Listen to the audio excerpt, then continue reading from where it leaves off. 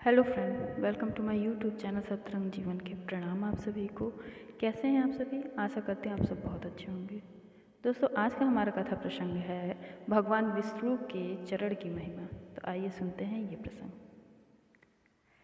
किसी ने सही ही कहा है कि भगवान के पाँव में स्वर्ग होता है। उनके चरणों में जैसी पवित्र जगह और कोई नहीं है। इसीलिए तो लोग भगवान के चरणों को स्पर्श पाकर अपने जीवन को सफल बनाने की होड़ में लगे रहते हैं। लेकिन भगवान के चरणों में इतना महत्व क्यों है, क्या आप जानते हैं? भगवान के चरण की ऐसी महिमा है कि यदि इस मानव शरीर पर त्रिभुवन के स्वामी भगवान विष्णु के चरणाविंदों की धूल लिपटी हो तो इसमें अगरू, चंदन या अन्य कोई सुगंध लगाने की जरूरत नहीं। भगवान के भक्तों की कीर्ति रूपी सुगंध तो स्वयं ही संसार में फैल जाएगी। संसार के पालनहार व परम दयालु भगवान विष्णु सब में व्याप्त हैं। शेषनाग की शैया पर शयन करने वाले व शंख चक्र गदा और पद्म धारण करने वाले भगवान विष्णु के चरण कमल भूदेवी भूमि और श्रीदेवी लक्ष्मी के हृदय मंदिर में हमेशा विराजित है। भगवान के चरणों से निकली गंगा का जल दिन रात लोगों के पाप धुलते रहता है। जो मनुष्य नित्य निरंतर उनके चरण कमलों को दिव्य गंध का सेवन करता है, भगवान विष्णु उनके हृदय कमल में अपने चरण कमलों की स्थापना करके स्वयं भी उनके अंतःकरण में निवास करने लगते हैं। भगवान के चरण कमलों के प्रताप से ही उनके सेवकों का मन भटकता नहीं है। उनके मन की चंचलता मिट जाती है और पापों का नाश हो जाता है। भगवान के चरणों में शंख का चिन्ह है। शंख भगवान का विशेष आयुध है। यह सदा विष्णु भगवान के हाथ में रहता है। शंख विजय का प्रतीक है। जिस मनुष्य के हृदय में भगवान के चरण होते हैं वह सब पर विजयी हो जाता है। उसके सारे विरोधी भाव शंख ध्वनि से नष्ट हो जाते हैं। भगवान के चरणों में ऊर्ध्व रेखा का चिन्ह है। सामुद्रिक विज्ञान के अनुसार जिसके चरण में ऊर्ध्व रेखा होती है वह सदैव ऊंचे की ओर बढ़ता जाता है और जो मनुष्य अपने हृदय में भगवान के चरणों का ध्यान करता है उसकी गति और दृष्टि ऊर्ध्व हो जाती है। वह सीधे ही अपने लक्ष्य को प्राप्त कर लेता है।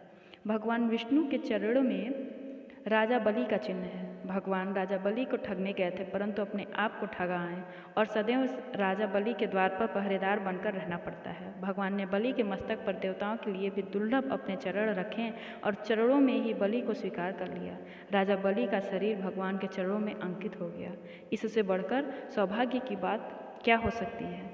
राजा बलि को पहले राजमत था। प्रहलाद जी ने, जो कि उनके पितामह थे, उनको समझाया पर बलि नहीं माने। प्रहलाद जी ने देखा कि बीमारी बढ़ गई है तो भगवान का स्मरण किया। भगवान ने वामन रूप में आकर बलि के संपूर्ण राज्य के साथ शरीर तक को नाप लिया। राजा बलि ने जब राजत्व को साज हटाकर मस्तक झुकाया तब प्रभु ने उसके आंगन में खड़े रहने का अंगीकार किया। यह मानभंग ऐश्वर्यनाश आदि भगवान की बड़ी कृपा से होता है। जैसा रोग होता है भगवान वैसी ही दवा देते हैं। बलि का सब कुछ हर लिया, परशुदामा को सब कुछ दे दिया। जो मनुष्य सब प्रकार से अपने को भगवान के चरणों में समर्पण कर देता है उसके पास भगवान सदा के लिए बस जाते हैं। भगवान के चरणों में दर्पण का चिन्ह है। दर्पण में प्रतिबिंब दिखता है। उसी तरह यह जगत भगवान का प्रतिबिंब है। वासुदेव सर्वम, सब कुछ सब जगह भगवान ही भगवान है। किसी भी छवि को दर्पण रखता नहीं है वरन छवि की शोभा को बढ़ाकर देखने वाले को आनंद प्रदान करता है।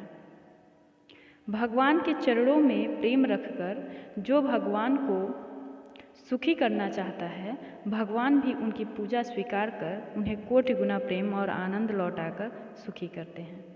इसके अतिरिक्त दर्पण के सामने जो जैसा जाता है दर्पण उसे वैसा ही रूप लौटा देता है। भगवान के चरणों में जो जिस भाव से जाएगा भगवान उसका वह भाव उसी रूप में प्रदान करेंगे। गीता में भगवान ने कहा है कि ये यथा माम प्रबंधन्ते तास्मथैव भजाम्यहम्। जो जिस भाव से मुझे भजता है मैं भी उन्हें उसी तरह भजता हूँ। भगवान के चरणों में सुमेर पर्वत का चिन्ह है। सुमेरु का अर्थ है जिसका मेरु सुंदर हो। सुमेर को सोने का पहाड़ भी कहते हैं। इस सुमेर को कुछ लोग गोवर्धन कहते हैं जिसे भगवान ने अपनी कनिष्ठिका उंगली के नख पर उठाया था। भगवान ने उसे सदा के लिए अपने चरणों में बसा लिया है। सुमेर के बिना किसी वस्तु की स्थिति नहीं। सूर्य भी सुमेर पर उगते हैं, इसीलिए सुमेरु रात दिन की संधि है। जपमाला में भी सुमेरु होता है। सुमेरु माला को व्यवस्था में रखने वाला केंद्र है। स्वर्ण में सुमेर के अंदर अनंत धनराशि छिपी है। जिसे भगवान के चरण प्राप्त हो जाते हैं उसे संसार का सबसे बड़ा धन प्राप्त हो जाता है। उसकी जीवन माला व्यवस्थित हो जाती है।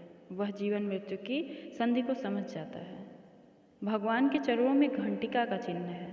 यह भगवान की विशेष प्रिय वस्तु है। पूजा में यह अत्यंत आवश्यक है।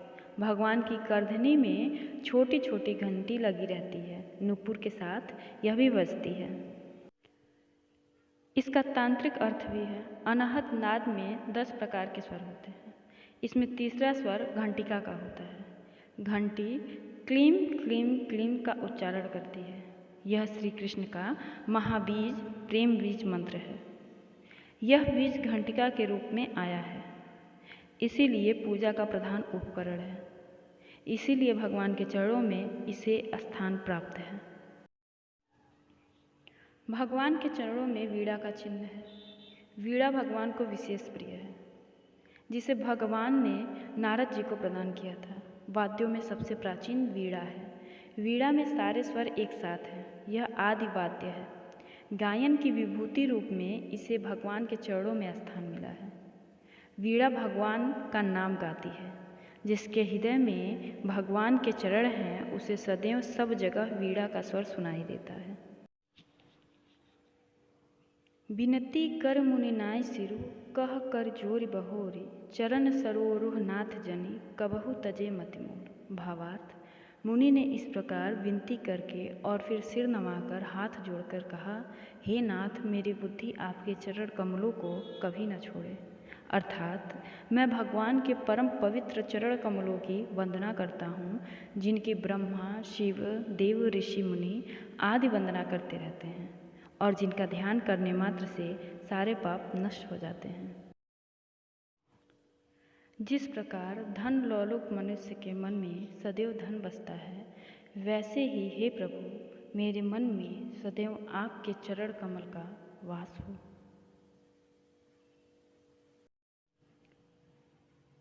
तो दोस्तों, आशा करती हूँ कि ये दिव्य प्रसंग आप सभी भक्तों को पसंद आएगी। अगर पसंद आई है तो कमेंट सेक्शन में मुझे कमेंट करके ज़रूर बताएं। कमेंट इसलिए भी करें ताकि मैं अपनी गलतियों को सुधार कर सकूं। Thank you for watching my video on my YouTube channel. Keep smiling. Please like, share and subscribe my channel. मेरी और भी ऐसी वीडियोज़ के लिए बने रहिए मेरे चैनल सप्तरंग जीवन के साथ। Thank you for watching.